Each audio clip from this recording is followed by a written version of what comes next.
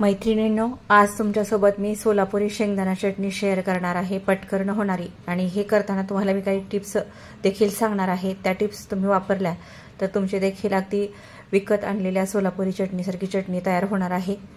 चला तर वेळ न घालवता आपण करूया सोलापुरी शेंगदाणा चटणी।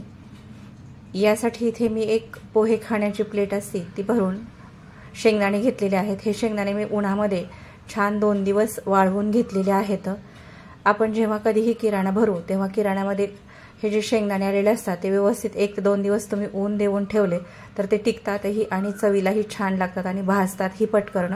त्याच्यासाठी कधीही शेंगदाणे तुम्ही विकत आणल्यानंतर ते उन्हात वाळवूनच परत भरून ठेवा डब्यामध्ये। आता सुरुवातीला मी गॅसवरती तवा ठेवून त्याच्यावरती हे शेंगदाणे भाजायला घेतलेले आहेत। शेंगदाणे मीडियम गॅसवरती आपल्याला भाजून घ्यायचे आहेत आणि मध्ये मध्ये असं चेक करत राहायचंय, करपू द्यायचे नाहीत अजिबात। करपल्यानंतर आपल्या शेंगदाण्याच्या चटणीचा कलर हा वेगळा येऊ शकतो, काळपट येऊ शकतो। म्हणून आपल्याला हे शेंगदाणे भाजताना थोडीशी काळजी घ्यायची। शेंगदाणे वाळलेले असल्यामुळे हे पटकन भाजले जातात। अशी साल बाहेर पडायला लागली की भाजत आले तर असं समजायचं ना, हाताने सहज चोळल्यानंतर त्याची साल निघायला लागली की व्यवस्थित भाजलेत असं समजायचे। खरपूस मस्त रंगावरती खमंग वास यायला की शेंगदाणे भाजलेत असं समजायचं। तर हे आपले शेंगदाणे मस्त भाजले गेलेत, साल देखील सहज त्याची निघायला लागलेली आहे। याला आता आपण थंड होण्यासाठी एका प्लेटमध्ये काढून घेणार आहोत। शेंगदाणे छान भाजले की चटणीची चव देखील खूप छान येते। हे थंड होण्यासाठी मी आता एका प्लेटमध्ये काढून थंड होण्यासाठी ठेवून दिलेत। त्यानंतर दुसरी तयारी करूया। जिरे घेतलेले आहेत 1 चमचा। ही दुसरी टिप समजा की जिरे सुरुवातीलाच आपल्याला बारीक करून घ्यायची, नंतर वरतून जिरे टाकल्यानंतर चटणीमध्ये ती कचकच करते, त्यासाठी अगोदरच ही जिरे आपल्याला बारीक करून घ्यायची। मी मस्त पेस्ट बारीक त्याची पावडर करून घेतलेली आहे।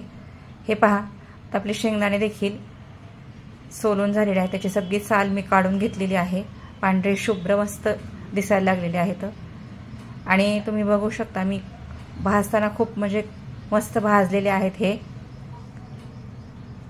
अजिबात त्याला करपूही दिलेला नाही आणि कच्चेही ठेवलेले नाहीत। हे पहा, तुम्ही बघू शकता आणि यामुळे आपल्या चटणीला कलर देखील सुंदर येणार आहे। अजिबात करपूही द्यायचे नाहीत। आता हे जे आपलं जिरेचं भांडं आहे त्याच्यातच खाली जिरे आहे आणि वरतून आपण हे शेंगदाणे घालून घ्यायचे। शेंगदाणे गच्च भरायचे नाहीत भांड्यामध्ये, नाहीतर चटणी व्यवस्थित आतमध्ये फिरली जाणार नाही। लसण घेतलेला आहे 10 ते 12 पाकळ्या। लसण तुम्ही तुमच्या आवडीप्रमाणे घेऊ शकता।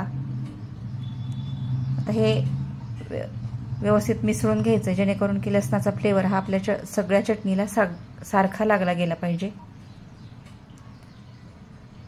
2 चमचे बेडगी मिरचीचं तिखट घातलेलं आहे मी, लाल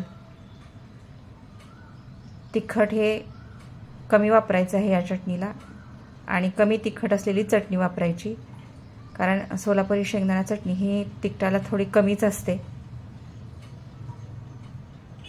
मीठ चवीप्रमाणे घातल्यानंतर हे सगळं मिश्रण खालीवरी करून घ्यायचे, ज्यामुळे आपल्या चटणीची सगळीकडे सारखी चव येईल। आता यात आणखीन एक महत्त्वाची टीप म्हणजे याच्यात 1 पळी तेल घालून घ्यायचं आहे।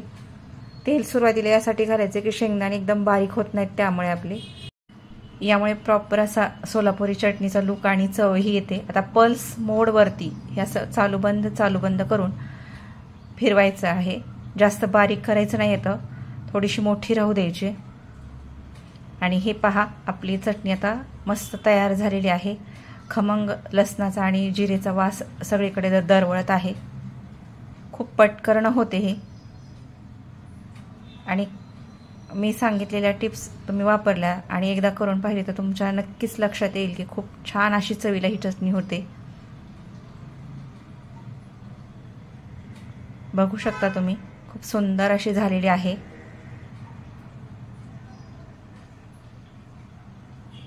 एकदा नक्की तुम्ही ट्राय करून पहा आणि माझी ही रेसिपी तुम्हाला जर आवडली असेल तर माझ्या चॅनलला नक्कीच सबस्क्राईब करा, व्हिडिओला लाईक आणि शेअरही करा।